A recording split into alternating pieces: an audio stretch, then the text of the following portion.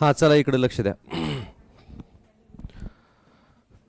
Confirmations of अल्केन्समध्ये आपण काल दोन कन्फर्मेशन्स बघितले, एक न्यूमन आणि एक सॉहर्स. न्यूमन कसा होता तुमचा, एक इक्लिप्स फॉर्म आणि एक staggered form.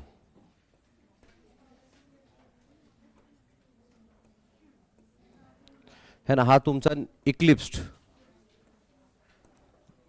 And this is your staggered. ह्या दोन्हीमध्ये जर आपण कम्पेअर केलं तर स्टॅगर्ड जे कन्फर्मेशन आहे, तर ह्या दोन हायड्रोजन क्लाउड्समध्ये बघा, हे हायड्रोजन आहे तुमचा हा, आणि हा एक हायड्रोजन आहे मागच्या कार्बनचा. म्हणजे हे बेसिकली असं आहे ना,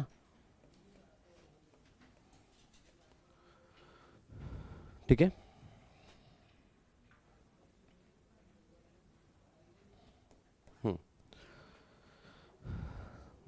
सो हे जे CH3 आहेत तुमचे, तर यांच्या हायड्रोजनचे इलेक्ट्रॉनचे क्लाउड्स आहेत, हे म्हणजे इलेक्ट्रॉन्स आहेत बेसिकली. मग यांच्यामध्ये एक टाईप ऑफ काय असतो, रिपल्शन. इक्लिप्स फॉर्ममध्ये आपण जर बघितलं तर दोन हायड्रोजन हे एकमेकांच्या एक्झॅक्टली अपोजिट आहे. मग हा जो हायड्रोजन आहे आणि हा हायड्रोजन हे एकमेकांच्या जवळ आलेत बघा. कम्पेअर केलं आपण स्टॅगर्ड कन्फर्मेशन सोबत. स्टॅगर्डमध्ये हा एक इथं आहे, एक अपोजिटला आहे, आणि एक इथं आहे. सो यांच्यामध्ये बघा की रिपल्शन कमी असेल, आहे की नाही कमी. हे बघा, हे 60 डिग्री, हे किती अँगल आहे, 60 डिग्री. म्हणजे हे असं आहे ना बेसिकली.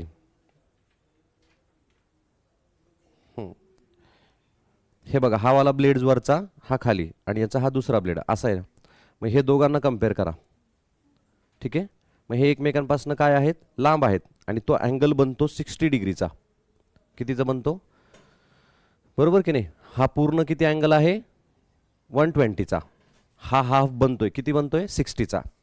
मग यांच्यामध्ये 60 डिग्रीचा अँगल आहे असा, ठीक आहे, स्टॅगर्ड कन्फर्मेशन. बट इक्लिप्समध्ये तसं नाही आहे. इक्लिप्समध्ये याचा आणि हा एक्झॅक्टली काय आहे, मागेत अपोजिट. सो 0 डिग्रीचा अँगल बनतो. किती बनतो, 0 डिग्रीचा. मग इलेक्ट्रॉन क्लाउड जो आहे, तर हा 0 डिग्रीच्या अँगलमध्ये. मग यांच्यामध्ये रिपल्शन हे मॅक्सिमम असेल. येते लक्षात, यांच्यामध्ये तेवढं रिपल्शन असणार नाही, एकमेकांपासून लांब येते. हे एकमेक, आता हा जवळ आहे असा, एवढाच आहे इथेन, एवढा मोठा नाही आहे. नाही तर तुम्ही म्हणाल सर हे लांब लांब आहेत. आता हे मोठा आहे पेन आपल्याकडे म्हणून असं कळतंय मी काय म्हणतो. मग हे क्लाउड जवळजवळ आहेत इक्लिप्सच्या फॉर्ममध्ये, आणि याच्या फॉर्ममध्ये असेत. सो इक्लिप्सच्या फॉर्ममध्ये इलेक्ट्रॉनचे क्लाउड्स एकमेकांच्या खूप क्लोज आलेत बघा इथं, आणि मग यांच्यामध्ये रिपल्शन काय असेल, जास्त असेल. मग स्टॅगर्ड आणि इक्लिप्समध्ये कम्पेअर कराल तर staggered form is more stable than eclipsed form, ठीक आहे. म्हणून तुमचा कुठलाही मॉलिक्यूल स्टॅगर्ड कन्फर्मेशनमध्ये राहायला प्रेफर करेल, ना की इक्लिप्स फॉर्ममध्ये. बट हे जे रोटेशन आहे हे फ्री रोटेशन आहे. त्याच्यामध्ये एक एनर्जीचा बॅरियर आहे, which is in case of ethane it is 12.5 kilojoule per mole. मग इथेनच्या केसमध्ये एनर्जी डिफरन्स तेवढाच आहे. म्हणजे स्टॅगर्ड टू इक्लिप्स जायचं असेल तर फक्त 12.5 किलोजूल पर मोल एनर्जी त्याला ॲब्झॉर्ब करायला लागेल, आणि ही एनर्जी नॉर्मल सनलाईटमध्ये पण त्याला मिळून जाईल. येते लक्षात, ती नॉर्मल आहे, थोडंसं तापलं की झालं. ते कळतं ना मी काय म्हणतो. मग थोडी एनर्जी त्याला लगेच मिळून जाईल, मग तो लगेच स्टॅगर्डचा लगेच काय होईल, इक्लिप्स्ड. म्हणजे हे रोटेशन कंटिन्यू फिरत राहतील. बट तो प्रेफर काय करेल, जरी तो फिरला, बघा आता हा स्टॅगर्ड आहे फॉर एक्झाम्पल, तर हा लगेच फिरणार, इक्लिप्स होणार, आणि इक्लिप्सचा लगेच काय होणार, स्टॅगर्ड होणार. म्हणजे काय होईल, तुमच्या स्टॅगर्डमध्ये तो प्रेफर करेल, स्टॅगर्डमध्ये त्यांनी थांबलं पाहिजे, बट एनर्जी डिफरन्स कमी आहे म्हणून तो थांबत नाही. जरी तो इक्लिप्सच्या मध्ये कन्वर्ट झाला तर तो लगेच कशात येतो, स्टॅगर्डमध्ये, लगेच कशात जातो, इक्लिप्समध्ये, लगेच कशात येतो, स्टॅगर्डमध्ये. मग हे रोटेशन फ्री जरी नसलं तर एनर्जी डिफरन्स कमी आहे म्हणून तुमचा तो फिरतच असतो continue, staggered to eclipse, eclipse to staggered.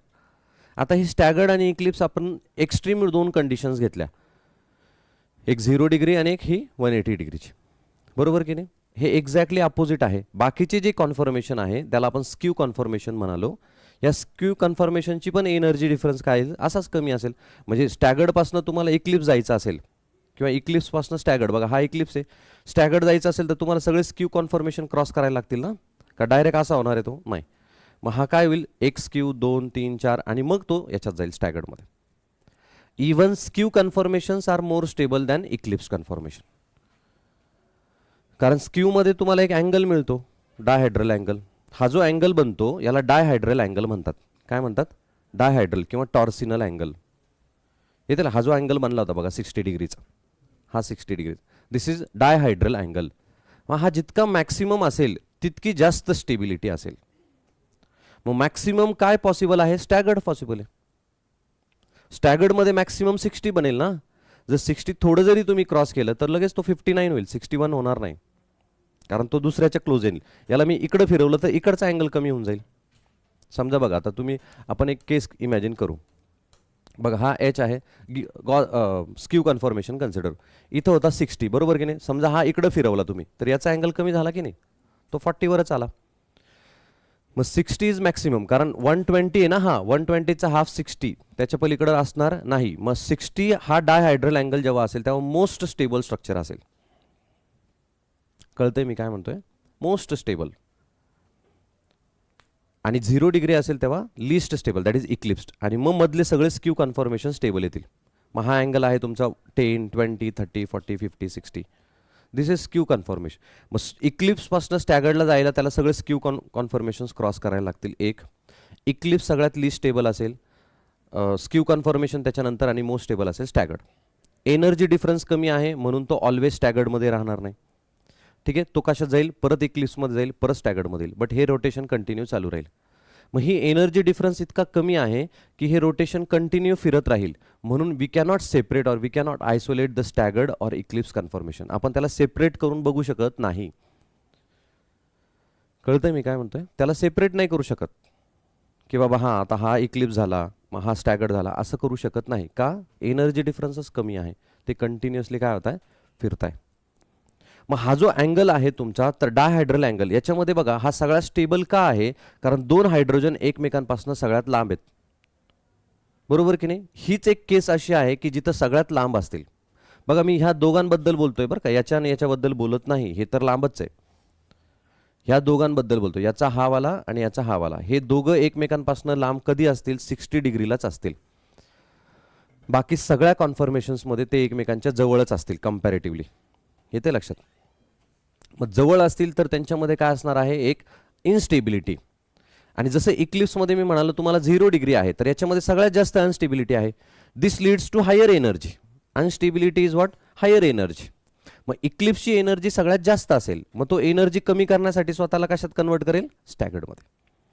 कशात कन्वर्ट करेल? स्टॅगर्डमध्ये. पॉईंट कळतोय मी काय म्हणतोय? येते लक्षात? मग इक्लिप्सची एनर्जी सगळ्यात जास्त असेल, ती जी एनर्जी आहे ती कशामुळे जास्त आहे? ह्या स्ट्रेनमुळे जास्त आहे. ह्या दोघांवरती एक ताण आलाय, ह्या दोघांना एक टेन्शन आलंय. काय? रिपल्शनचं. त्याला आपण स्ट्रेन म्हणू. काय म्हणू? स्ट्रेन. आणि त्याला आपण म्हणू टॉर्सिनल स्ट्रेन. त्याला काय म्हणणार आपण? Torsional strain. मग हा टॉर्सिनल स्ट्रेन जो आहे तो सगळ्यात कमी कुठं असेल? ह्या 60 डिग्रीला असेल. कळालं हे? म्हणून तुमचं सगळ्यात स्टेबल काय येईल? सॉहर्स प्रोजेक्शन फॉर्म्युला. ठीक आहे. मग रिलेटिव्हली आपण काय बघतो की जर स्टेबल आहे तर तो राहिला पाहिजे, तर राहत नाही कारण एनर्जी डिफरन्स कमी आहे. कळालं सगळ्यांना हे? कळालं का? Relative stability. Done. Okay, textbook दे बरं मला एक. बघा मी वाचतो, तुम्ही अंडरलाईन करा. Relative stability of कन्फॉर्मेशन्स.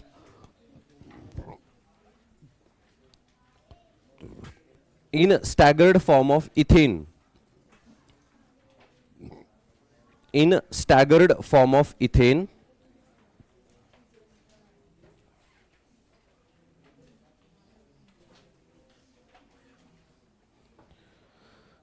the electron clouds of hydrogen carbon bonds are as far apart as possible. Underline करा त्याला.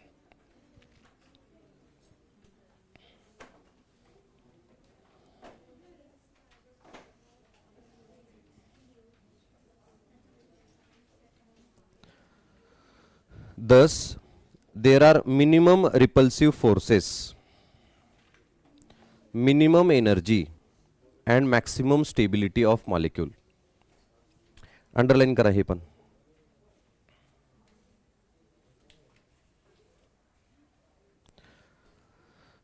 बघा नेक्स्ट लाईनला. On the other hand, when staggered form changes into eclipse, the electron clouds of carbon hydrogen bonds come closer to each other, resulting in increase in electron cloud repulsion.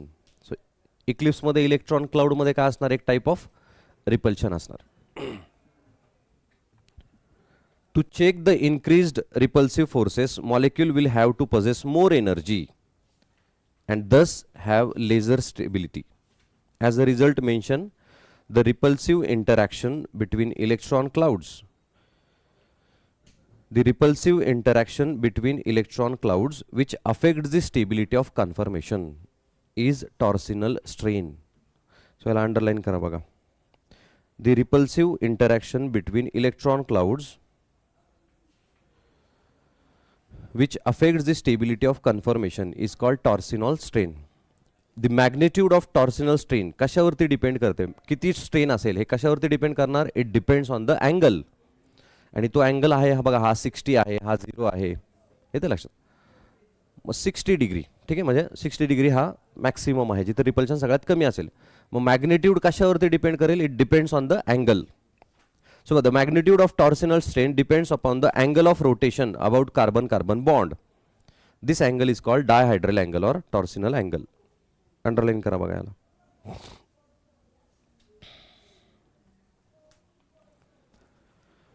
Of all conformations of ethane, the staggered form has least torsional strain. का? Because dihedral is maximum. So वरती तुम्ही कुठेतरी लिहा, torsional strain is inversely proportional to dihedral angle.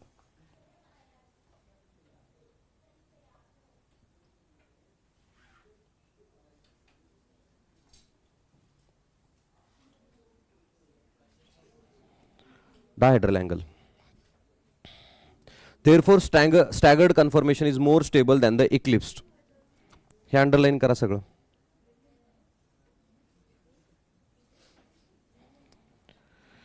Hence, हे underline करा की staggered is more stable than eclipsed. Hence, molecule largely remains in staggered conformation. Thus, it may be inferred that rotation around carbon-carbon bond in ethane is not completely free.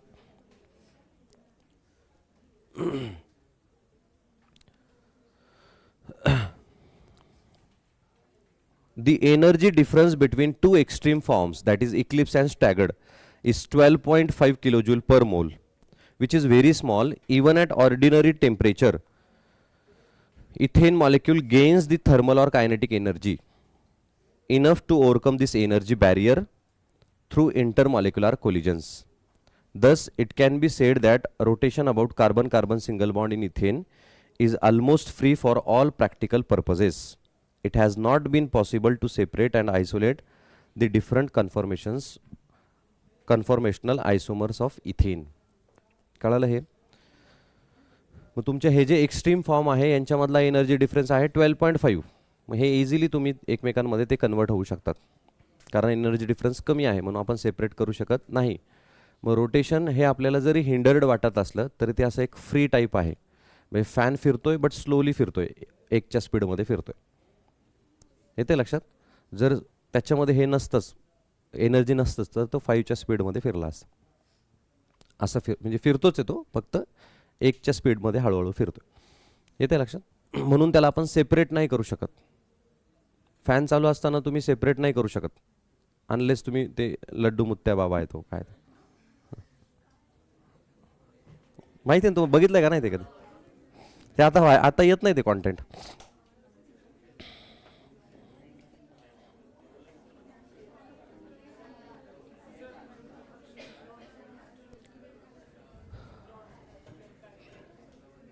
ह्या दोघांमध्ये जे repulsion आहे, दिस repulsive इंटरॅक्शनला stable, यांच्यामध्ये एक ताण आहे ना, तो त्याला टॉर्सिनल स्ट्रेन म्हणायचं.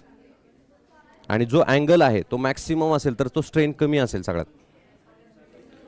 आपलं अल्किन कुठपर्यंत झालेलं आहे?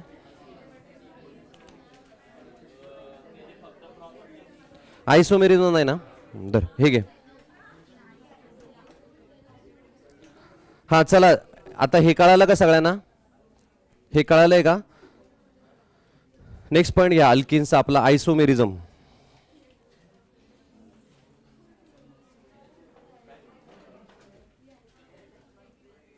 आयसोमेरिझम.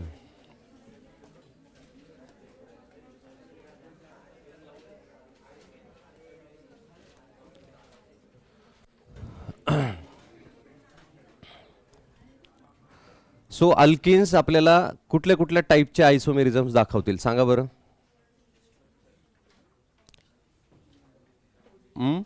Position isomerism.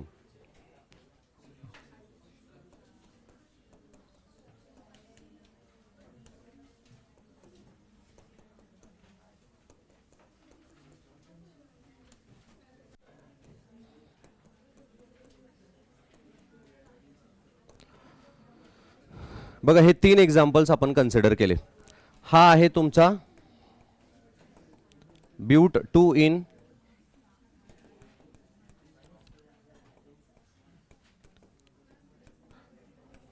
इथं कोण बोलतंय रे, कोण इथं काय रे. ब्यूट 2 इन, ब्यूट 1 इन आणि 2 मिथिल प्रोप 1 इन. ठीक आहे, 3 आपण आयसोमर्स काढलेत बघा. पहिला आणि दुसरा विचार केला तर हे पोझिशन आयसोमर्स आहेत बघा. पोझिशन आयसोमर्स काय असतात तुमचे की same molecular formula but different position of functional group. So functional ग्रुपची पोझिशन काय आहे तुमची वेगळी आहे. सो अल्किन्स तुम्हाला पोझिशन्स दाखवतील एक. हा एक आयसोमर दाखवतील बघा. इथं हा काय आहे ब्रांच्ड किंवा चेन आयसोमेरिझम. आठवतंय. मग हे 1 आणि 2 याला 1 म्हणू, 2 आणि हा 3. सो 2 3 और 1 3 ठीक आहे आर चेन आयसोमेरिझम. ठीक आहे बरोबर. हे चेन आहेत एकमेकांचे. कार्बन स्केलेटन वेगळं आहे, मॉलिक्युलर फॉर्म्युला सेम आहे. आणि 1 2 काय आहे एकमेकांचे पोझिशन. काय आहे पोझिशन आयसोमेरिझम. सो सिंपल आहे. अल्केन्स याच्या पलीकडे कुठले दाखवतील का.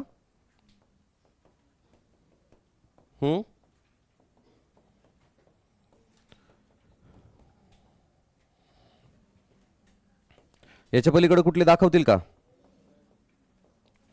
अजून कुठले कुठले बघितले आपण. Chain, position, functional group. Functional group दाखवेल का हा नाही. फंक्शनल ग्रुपचा काही संबंध येत नाही. अजून मेटामेरिझम नाही. अजून कुठला राहिला झाला एवढंच आहे. मग हेच दाखवतील. लिहा एक्झाम्पल.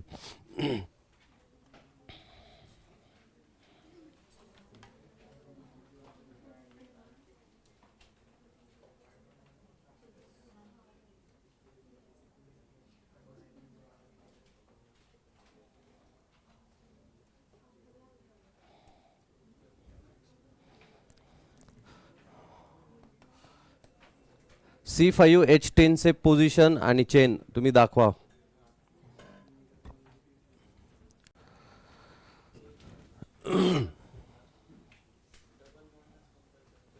नाही असं काही नाही. आता हीच बनणार ना, दुसरा आयसोमर्स बनणार नाही. तू इथं याला अटॅच केलं तर हा हेच झाला ब्यूट 2 इन. इथं अटॅच केलं तर हा ब्यूट 1 इन झाला. सो ह्या केसमध्ये तेच करायला लागेल. C5H10चं ट्राय करा बघा तुम्ही. चेन आणि पोझिशन दोन्ही पण.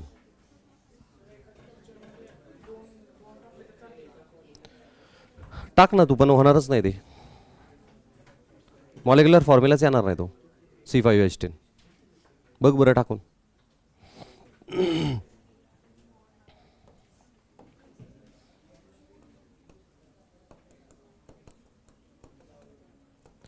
बघा एक मी काढून दाखवलाय. दिस इज पेन 2 इन.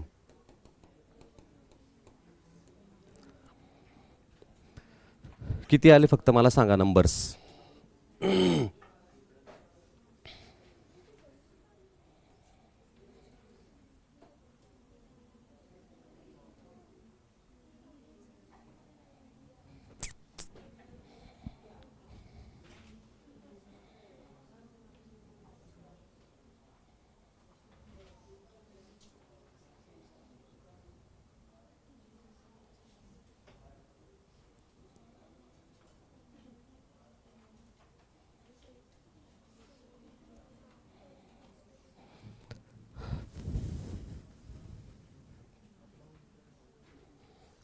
हे बघा ना पटकन किती आले.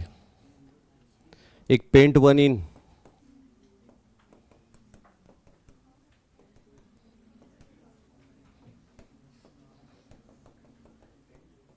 पेंट 2 इन झाले. अजून पोझिशन मध्ये किती येतील. पोझिशनमध्ये किती आले? 3 कसं काय येतील? 2च येतील. इथं जरी डबल बॉन्ड घेतला तर इकडनं नंबरिंग करायला लागेल, पेन टू इनच होईल तो. सो पोझिशनमध्ये 2 येतील. चेनमध्ये बघा किती येतात? चेनमध्ये बघा हा एक येतो 2 मिथिल ब्यूट 2 इन. अजून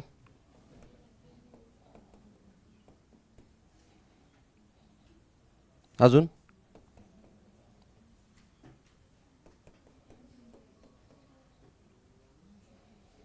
सेमच येतात. हा पण तोच आहे. अजून एखादा येईल?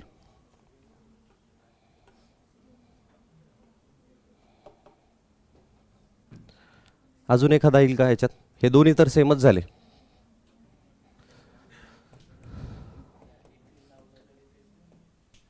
हे काय हे येईल ना? This is 2 in, this is 1 in. अजून एक येईल बघा.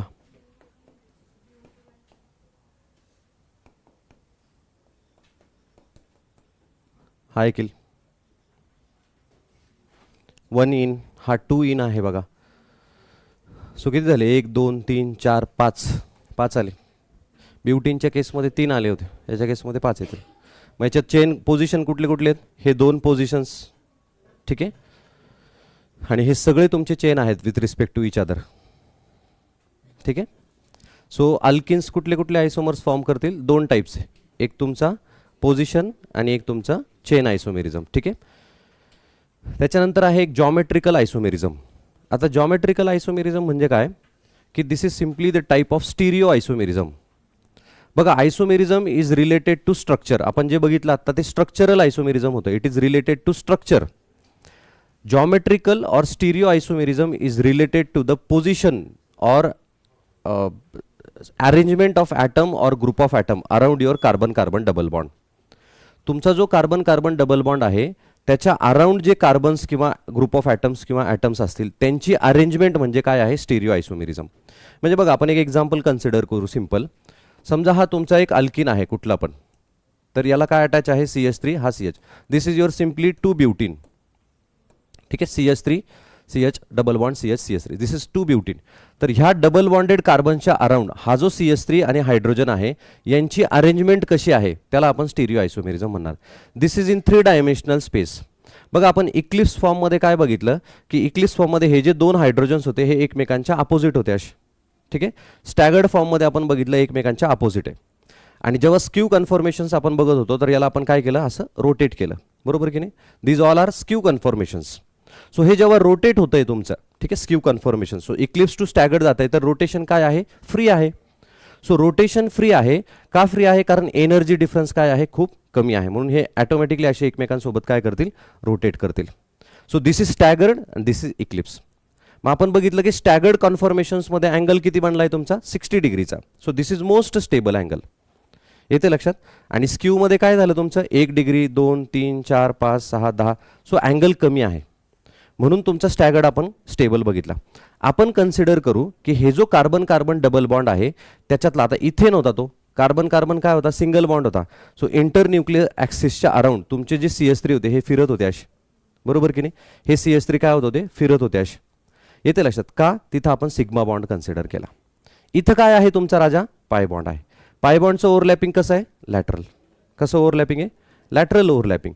सो लॅटरल ओव्हरलॅपिंग आहे which is perpendicular to the plane. So P orbitals are perpendicular to the sigma bond. असं आहे ते. पॉईंट कळतंय तुम्हाला? येते लक्ष? मग हे जे रोटेशन असणार आहे हे फ्री असेल का? आता नाही. पाय बॉन्ड त्याला फिरू देतील का? नाही फिरू देणार. मग दिस रोटेशन इज रेस्ट्रिक्टेड नाऊ. आता हे रोटेशन फिरेल का? नाही. मग तुमचे जे याच्या अराउंड जे CH आणि CH3 आहेत यांना तुम्हाला काय करायला लागेल? फिक्स ठेवायला लागेल. मग हे फिक्स आहे, हे हलणार का जागेवरनं? नाही. हे इक्लिप्स स्टॅगर्ड दाखवतील का? नाही. इक्लिप्स स्टॅगर्ड कुठं मिळणार तुम्हाला? सिंगल बॉन्डमध्ये मिळेल. कुठं मिळेल? सिंगल बॉन्डमध्ये. मग डबल बॉन्ड जेव्हा असेल त्यावेळेस तुमचे कन्फॉर्मेशन्स हे स्टेबल असतील, एका जागेवर फिक्स्ड असतील. आणि ही जी अरेंजमेंट आहे, मग ही अरेंजमेंट आहे, माझ्याकडे अरेंजमेंट काय काय आहेत ते आपण पॉसिबल बघू. बघा समजा मी हा डबल बॉन्ड कन्सिडर केला, याच्या अराउंड हा CH3 आहे, CH आहे, ठीक आहे. ही अराउंड अशी आपली जॉमेट्री कुठली असते? Carbon carbon double bond is sp2 hybridised. Geometry काय आहे? Trigonal planar. बघा हा ट्रायंगल दिसतोय तुम्हाला? सेम फॅन लाईक स्ट्रक्चर आहे. बरोबर की नाही. सो sp2 हायब्रिडाइज्ड आहे आणि बॉन्ड अँगल किती आहे त्याचा 120 डिग्री. सो हा कार्बन कार्बन हे फिक्स आहे. आता माझ्याकडे चॉईस काय आहे, हे हायड्रोजन आणि CH3 ला मला अरेंज करायचं. मग चॉईस काय काय असू शकतात आपण ते एकदा बघूया. बघा हा समजा ही एक चॉईस झाली माझ्याकडं. बघा मी काय केलं ह्या चॉईसमध्ये की ह्या कार्बन कार्बन डबल बॉन्डच्या अराउंड दोन्ही CH3 सेम डायरेक्शन्समध्ये घेतले, म्हणजे सेम साईडला घेतले. बघा हे सेम साईडला आहे, प्लेनच्या सेम साईडला आहे, दिसतंय तुम्हाला. आणि ही जर आपण एक केस कन्सिडर केली, याच्या अपोजिट काय येईल, अपोजिट केस एकमेकांच्या अपोजिट येतील, बरोबर की नाही. दिस अरेंजमेंट इज स्टिरिओ आयसोमेरिझम किंवा याला म्हणू आपण जॉमेट्रिकल आयसोमेरिझम. हे अल्केनमध्ये बघायला मिळेल का आपल्याला? नाही, अल्केनमध्ये नाही मिळणार. कारण अल्केनमधलं जे रोटेशन आहे ते फ्री आहे का? येस, ते फिरतंय तुमचं अल्केनमध्ये. अल्किनमध्ये फिरतंय का? नाही. मग जर तुमच्या सेम साईडला सेम ग्रुप असेल, बघा CH3 सेम साईडला आहे, हायड्रोजन हायड्रोजन सेम साईडला आहे, तर ह्या जॉमेट्रिकल आयसोमरला म्हणणार आपण सिस आयसोमर. काय म्हणणार याला? सिस आयसोमर. आणि जर हे दोन्ही CH3 एकमेकांच्या अपोजिट असतील तर याला म्हणायचं ट्रान्स आयसोमर. काय म्हणणार? ट्रान्स आयसोमर. सिंपल आहे की नाही? पॉईंट कळाला? मग अल्केन आणि अल्किन मधला डिफरन्स कळाला का? इथं तुमचे पाय बॉन्ड्स आहेत हे परपेंडिक्युलर आहेत, लक्षात घ्या, एकमेकांना लॅटरल ओव्हरलॅपिंग झालंय, ठीक आहे, त्याच्यामुळे रोटेशन होणार नाही. पॉईंट कळतंय? मग हे एकमेकांच्या जर अपोजिट असेल, आता हे काय आहे, same molecular formula but different arrangement of atom or group of atom. So दोघांची अरेंजमेंट काय आहे? डिफरंट. एक केसमध्ये अरेंजमेंट आहे सेम साईडला, एक केसमध्ये अरेंजमेंट आहे अपोजिट साईडला. जर सेम साईडला असेल तर सिस आणि अपोजिटला असेल तर ट्रान्स. आणि हे दोघं पण आयसोमर्स जरी यांचं नॉमेनक्लेचर सेम असेल, समजा हा पण तुमचा ब्यूट 2 इन आहे आणि हा पण ब्यूट 2 इन आहे, यांच्या प्रॉपर्टीज बदलतात, ठीक आहे, यांच्या प्रॉपर्टीज बदलतात. समजा सिस जो आहे, cis conformation is more polar, याची पोलॅरिटी जास्त आहे as compare to this. Trans isomer is non polar, तो पोलार नाही आहे. याची जी डायपोल मोमेंट आहे इज इक्वल्स टू 0 आणि याची जी डायपोल मोमेंट आहे is not equals to 0. So this cis isomer shows dipole moment and this trans isomer shows no dipole moment. Non-polar molecule. का non-polar? सेम ग्रुप आहे, opposite डिरेक्शन्सला आहे. So magnitude same आहे, direction काय आहे? Opposite. So magnitude same, direction opposite, एकमेकांना magnitude काय करतील? Cancel करतील. मग नेट डायपोल मोमेंट किती येईल राजा? 0. आणि ह्या केसमध्ये बघा डायरेक्शन पण काय आहे? सेम, मॅग्निट्यूड पण काय आहे? Same. So dipole moment is non zero quantity. म्हणून cis is more polar than trans isomer. कळालं? हे जॉमेट्रिकल आयसोमेरिझम कळालं का? परत सांगू का एकदा? नाही? डन. लिहा जॉमेट्रिकल आयसोमेरिझम, वरती हेडिंग द्या, geometrical isomerism.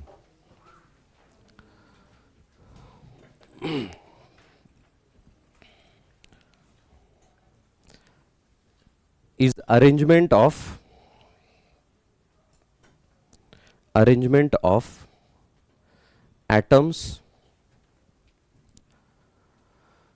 or group of atoms,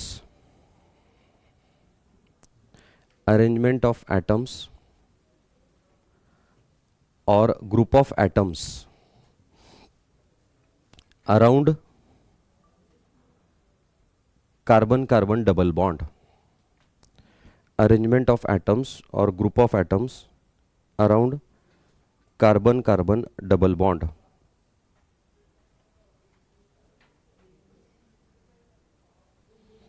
are geometrical isomerism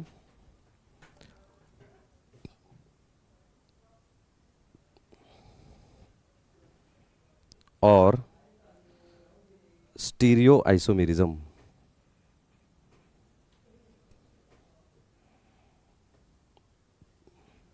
और स्टीरियो आयसोमेरिझम. बघा हे spelling, stereo isomerism, stereo isomerism, geometrical or stereo isomerism. खाली लिहा, the isomer in which two identical atom or groups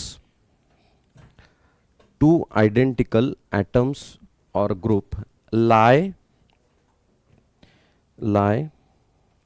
on the same side of double bond.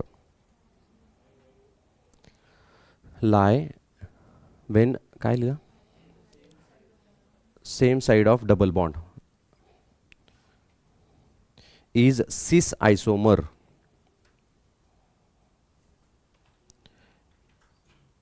and if on opposite side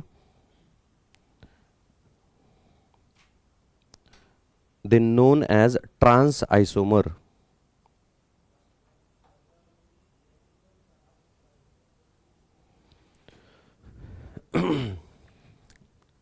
Trans isomer. Next line ले लिया. Due to different arrangement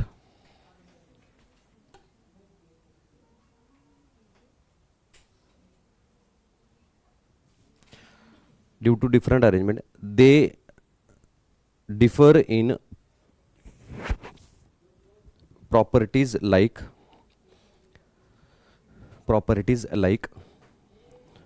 melting point, boiling point, solubility, dipole moment.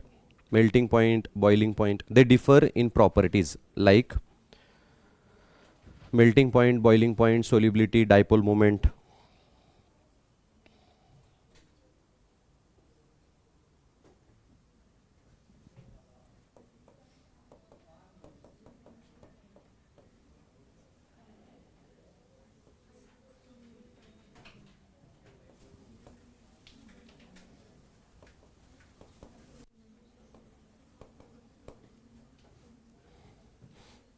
हे example लिहा.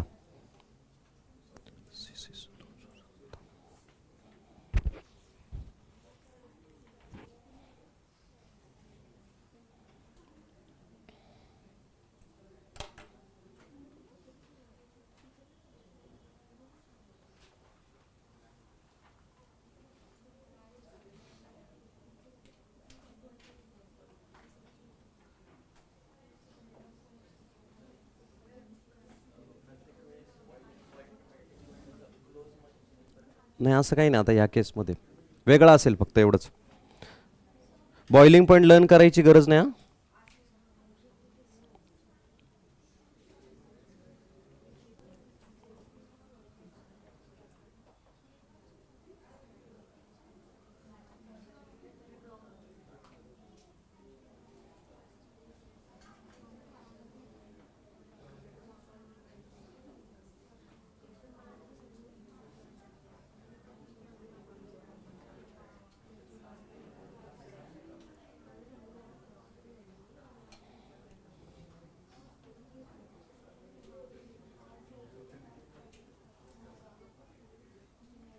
लिहिलं हे.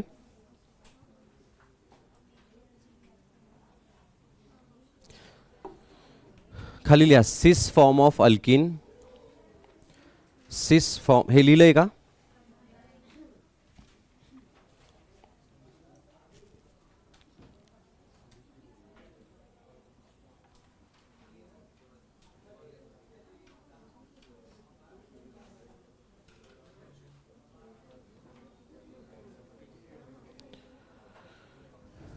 cis form of alkene is more polar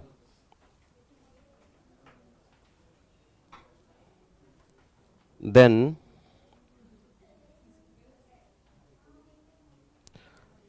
trans isomer. Cis form of alkene is more polar than trans isomer.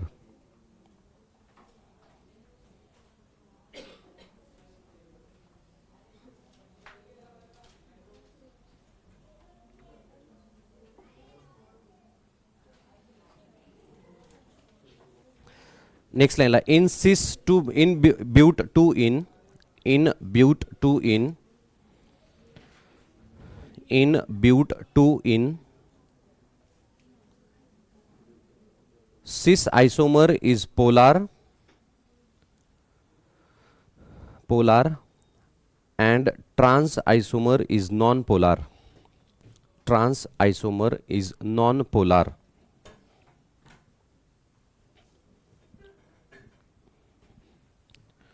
Done.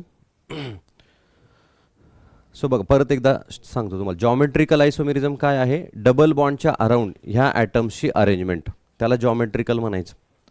जर same group same साईडला असेल, कुठं पण वर घ्या किंवा खाली घ्या, सेम साईडला असेल तर त्याला आपण म्हणणार सिस, आणि जर एकमेकांच्या अपोजिट असेल तर काय म्हणणार, ट्रान्स. सेम साईडला आहे त्याच्यामुळे यांची डायरेक्शन सेम आहे, मॅग्नेट्यूड पण सेम आहे, so dipole movement non zero येईल.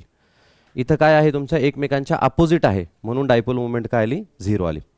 बट हे सिस टू ब्युटीनच्या केसमध्ये झालं. फॉर एक्झाम्पल आपण असं एक्झाम्पल कन्सिडर केलं बघा, CH3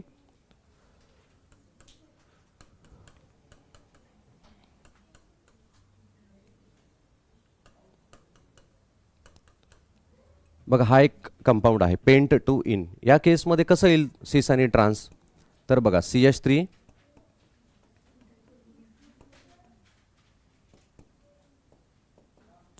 बघा, ह्या कार्बनला एक CH3 आणि एक हायड्रोजन अटॅच्ड, ह्या कार्बनला CH2 CH3 आहे आणि एक हायड्रोजन. आता ह्या केसमध्ये हे दोन्ही ग्रुप सारखे नाही आहेत, मग काय फरक पडत नाही, तरी पण हे सिस ट्रान्स दाखवतील. जे सारखे आहे त्यांना फोकस करा. दोन्ही हायड्रोजन सारखे आहेत बघा, कुठं आहेत, सेम साईडला आहे, याला काय म्हणणार आपण, सिस. असं काय नाही का हे दोन्ही पण सारखेच असले पाहिजे, ठीक आहे, हा पण एक टाईप आहे सिस ट्रान्स. सो याला फोकस करून बघा. मग याचा ट्रान्स कसा येईल, CH3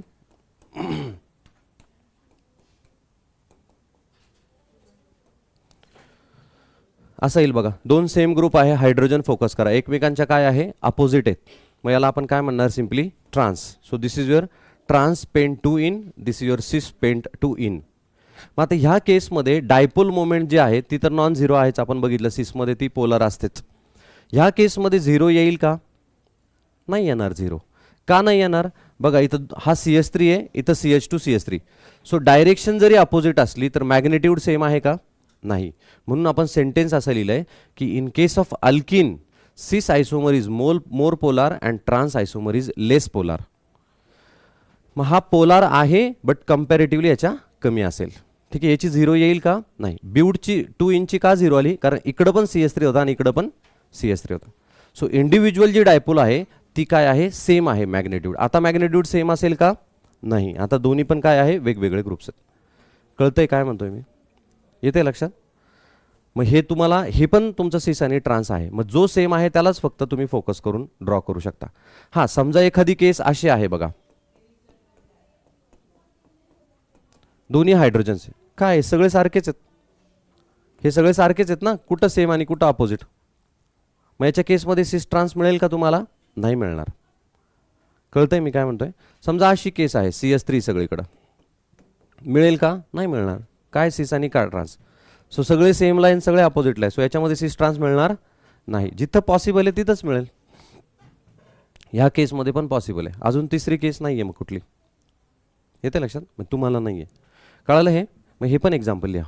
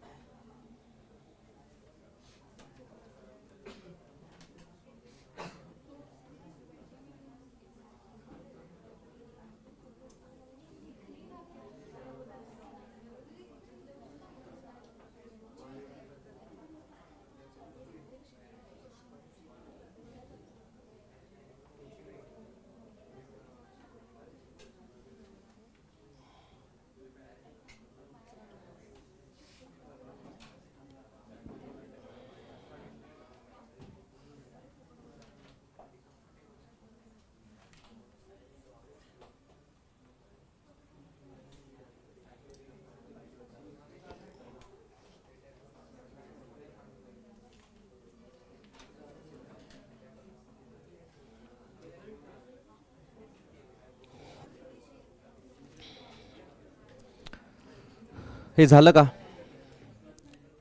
लिहिलं हे, खाली लिहा चला.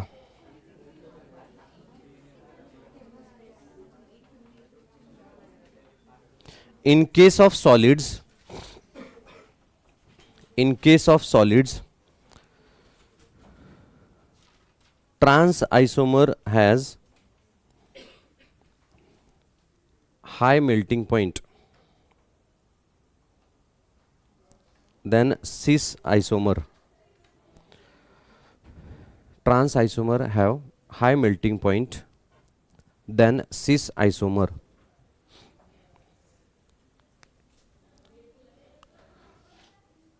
ट्रान्समध्ये काय होतं, एकमेकांपासून अपोजिट आहेत ट्रान्समध्ये. सो सॉलिड्सच्या केसमध्ये तुमचे जे मॉलिक्युल्स असतात, समजा ब्यूट टू इन आहे, ट्रान्स ब्यूट टू इन, तर यांची अरेंजमेंट ही खूप कॉम्पॅक्ट असते. त्याच्यामुळे स्ट्रक्चर हे एकमेकांच्या खूप क्लोज येईल आणि अट्रॅक्शन जास्त असतं. सॉलिड म्हणजे काय आहे की कॉन्स्टिट्युएंट पार्टिकल्स हे एकमेकांच्या खूप क्लोज आहेत, त्याला आपण सॉलिड म्हणू ना. मग हे जेव्हा खूप क्लोज येतील तर ट्रान्समध्ये काय आहे, अपोजिट असल्यामुळे त्यांच्यामध्ये अट्रॅक्शन जास्त असेल आणि स्ट्रक्चर हे खूप कॉम्पॅक्ट असेल. त्याच्यामुळे तुम्हाला काय मिळेल, मेल्टिंग पॉईंट त्याचा जास्त असेल. So more energy required to convert or to change into the liquid state, म्हणून त्याचं मेल्टिंग पॉईंट काय होईल, हायर होईल कम्पेअर टू सिस कॉन्फॉर्मेशन. ठीक आहे. मग हे जॉमेट्रिकल कळालं का सगळ्यांना, सिस ट्रान्स कळालं, हे कधी पॉसिबल आहे कळालं का. डन. मग हे कोण दाखवेल, फक्त अल्किन्स. अल्काइन्स दाखवतील का सिस ट्रान्स. बघा बरं एक एक्झाम्पल बघा, CH ट्रिपल बॉन्ड CH नाही दाखवणार, काय संबंधच नाही. इथं जॉमेट्रीच काय आहे तुमची, लिनियर जॉमेट्री आहे. काय आहे, लिनियर. तिथं ट्रायगोनल प्लेनर होते, तिथं काय होती, ट्रायगोन, म्हणून ते दाखवलं तिथं. येते लक्षात. अल्किन्समध्ये येईल का, नाही, दुसरा नाहीच कोणी याला जोडीला. आणि जॉमेट्री पण लिनियर आहे. इथं विषय आहे ना फक्त तो, की इथं ठेवायचा का इथं ठेवायचा. ठीक आहे. मग अल्किन्समध्ये येईल फक्त, अल्काइन्समध्ये येणार नाही. आणि अल्केनमध्ये तर विषयच येत नाही. ठीक आहे, क्लिअर. डन. ओके. मग प्रिपरेशन बघितलं आपण याचं का नाही, का रिॲक्शन स्टार्टच नाही आलं अजून. चला प्रिपरेशन, रिॲक्शन स्टार्ट. अगोदर अल्केन्सच्या रिॲक्शन्स केल्या सगळ्यांनी, अल्केन्सच्या केल्या ना reactions. Very good.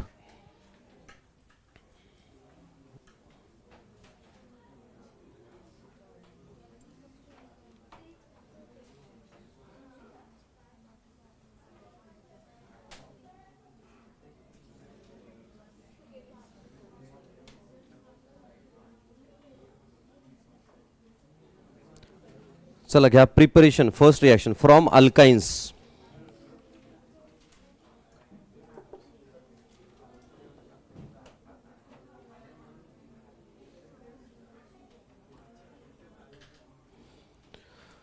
Alkynes on partial reduction.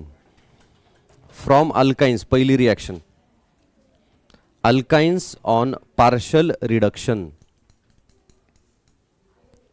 Partial reduction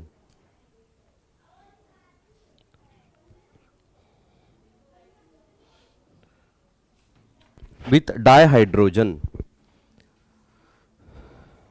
with dihydrogen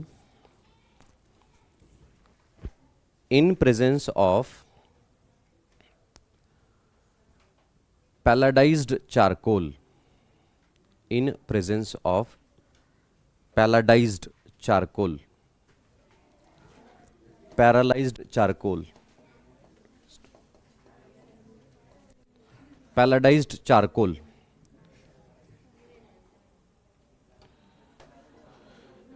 with quinoline, with quinoline,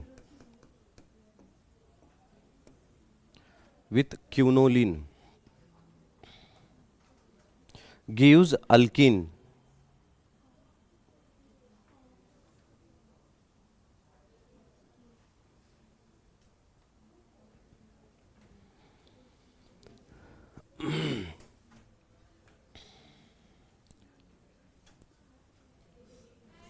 खाली लिहा, cis isomer is formed, cis isomer is formed, cis isomer is formed with palladized charcoal.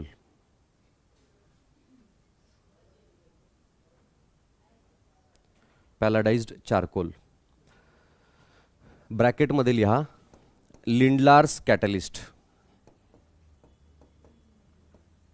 Lindlar's catalyst. So palladized charcoal is a Lindlar's catalyst.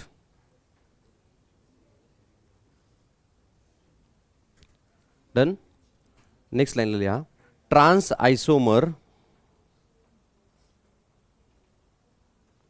is formed with sodium in liquid ammonia. Sodium in liquid ammonia.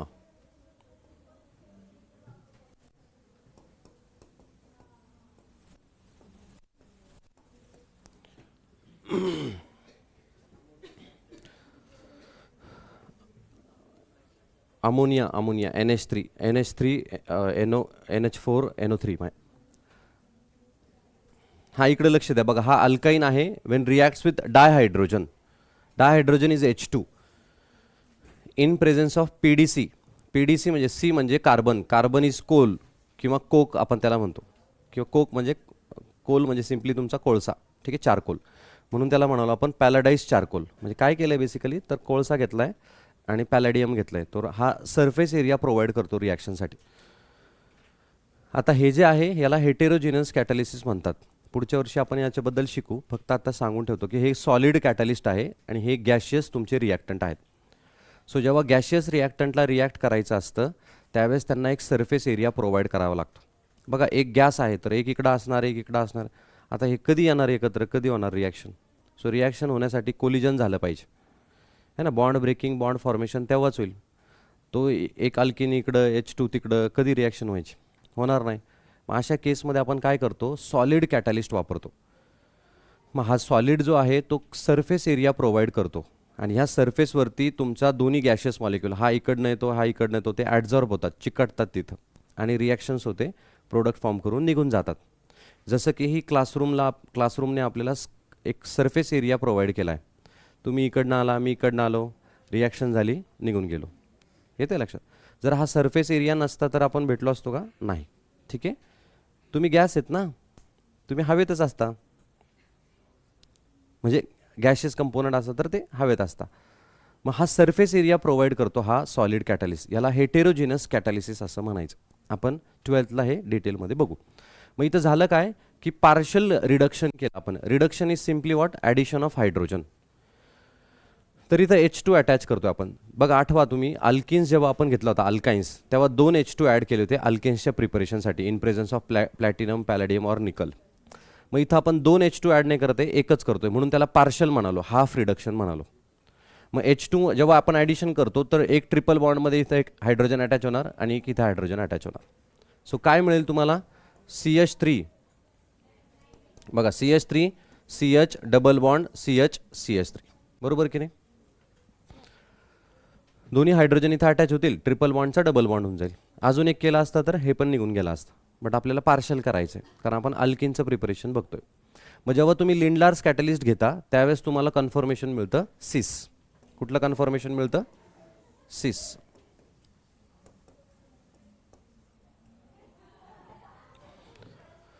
ठीक आहे. So Lindlar's catalyst give सिस confirmation. आणि जर तुम्ही हीच reaction Na in liquid ammonia केली, ठीक आहे. आता हे Na इन लिक्विड अमोनिया काय आहे, दिस इज अगेन रिड्युसिंग एजंट. हा काय आहे तुमचा, रिड्युसिंग आहे. याची जर रिॲक्शन केली तर तुम्हाला प्रोडक्ट काय मिळतो, ट्रान्स मिळतो. काय मिळतो, ट्रान्स. ठीक आहे. दिस is your cis but 2 in, this is your trans but 2 ene. याचं नाव कसं लिहिणार आपण, trans but 2 ene and this is your cis but 2 ene. So Lindlar's कॅटलिस्टच्या प्रेझेन्समध्ये सिस मिळेल आणि सोडियम इन लिक्विड अमोनियाच्या केसमध्ये ट्रान्स मिळेल. लक्षात ठेवा.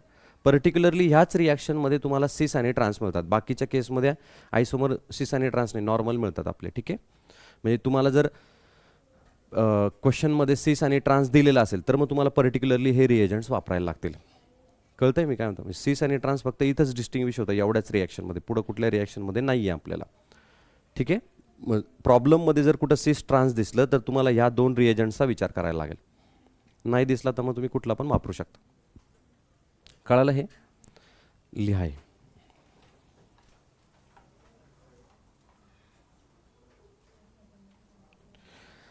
आणि ही सेपरेट लिहा. ठीक आहे. म्हणजे दोन रिॲक्शन्स, ही एक लिहा आणि ही एक व्यवस्थित लिहा खाली.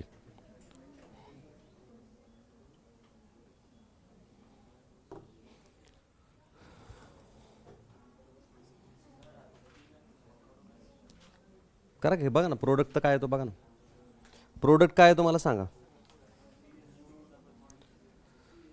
सिस ट्रान्स वगैरे काय येत आहे? नाही येते, नाही येत तर नाही येऊ द्या. ज्याला येईल त्याला सिस ट्रान्स येईल, ज्याला नाही येणार त्याला नाही येणार. कळालं ना? मग आता प्रोपाईन जर तुम्ही घेतला तर येणारच नाही त्याला. बघा हे लिहिलंय सगळ्यांनी. म्हणजे असं काही नाही का प्रोपाईन आहे तर मग रिॲक्शनच नाही करायची.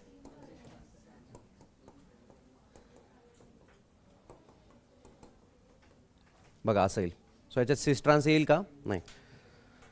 मग तुम्ही एन ए घ्या, नाहीतर मग पी डी सी घ्या, काही पण घ्या, तुम्हाला असाच मिळणार. जिथं पॉसिबल होईल तिथं तुम्हाला सिस किंवा ट्रान्स मिळेल. ठीक आहे, कळालं हे? मग हे पण एक्झाम्पल लिहून ठेवा, म्हणजे नंतर तुमच्या लक्षात नाही येणार.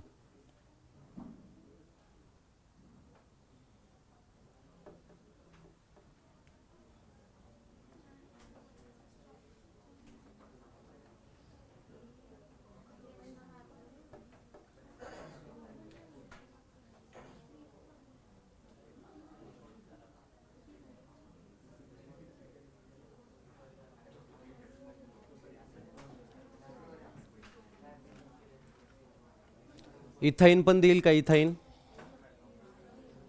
इथाईन पण नाही देणार. 2 कार्बन आहे, दोन्ही हायड्रोजन्स आहेत, सो देणार नाही. ठीक आहे, चला निहा नेक्स्ट रिॲक्शन.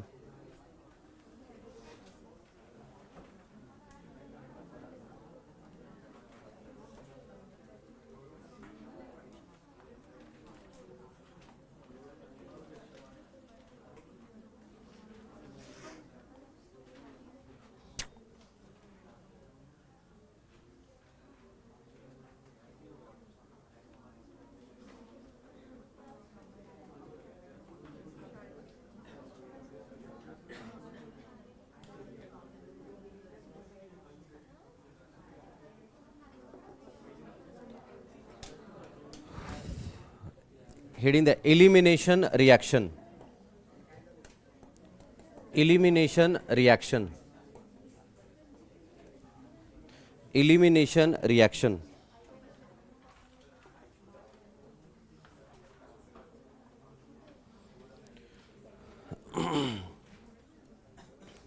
नावातच आहे बघा, इलिमिनेशन म्हणजे कुठला तरी item or group of item तुमचा रिमूव्ह होणार आहे, इलिमिनेट होणार आहे, म्हणून त्याला आपण इलिमिनेशन रिॲक्शन म्हणालो. ठीक आहे, बघा समजा आपण एक केस कन्सिडर करू.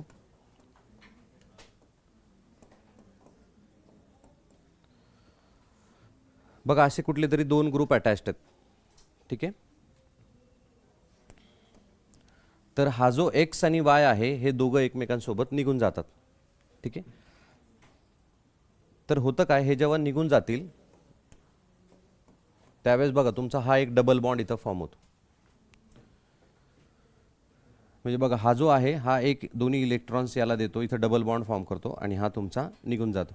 हे बेसिकली असं होतं आणि एक तुम्हाला डबल बॉन्ड मिळेल. हे बेसिक एलिमिनेशन रिॲक्शन आहे. या कार्बनला मी म्हणतो 1, याला म्हणतो 2. सो हे 1 2 म्हणजे फक्त आयुपॅक नंबरिंग नाही, ही जस्ट नंबरिंग सांगते आपल्याला की शेजारी ॲडजसंट.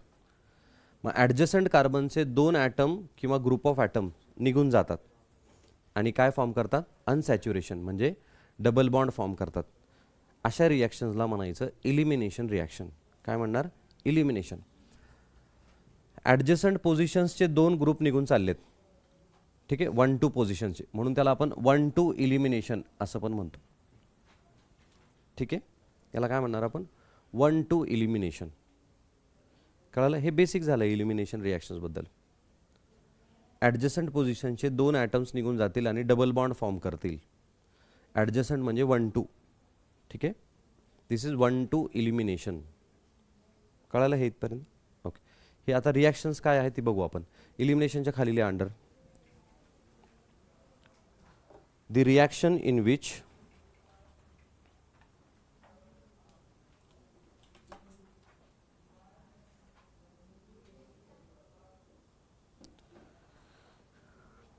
or two atoms or groups, two atoms or group of atom, two atoms or group of atoms eliminate or removed, eliminated or removed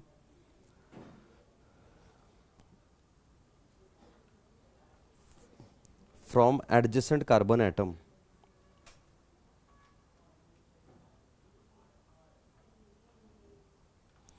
is known as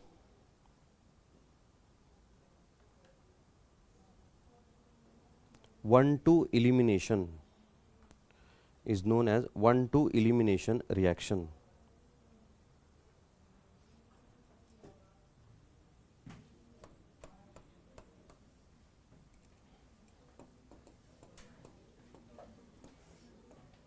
बघा sp3चं कन्वर्जन कशात झालंय, sp2 मध्ये झालं.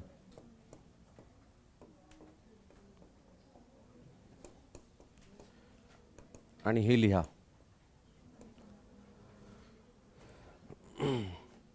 जॉमेट्रिक तेवढं पॅसेज वाचा, दोन पॅरेग्राफ आहेत बघा तेवढे.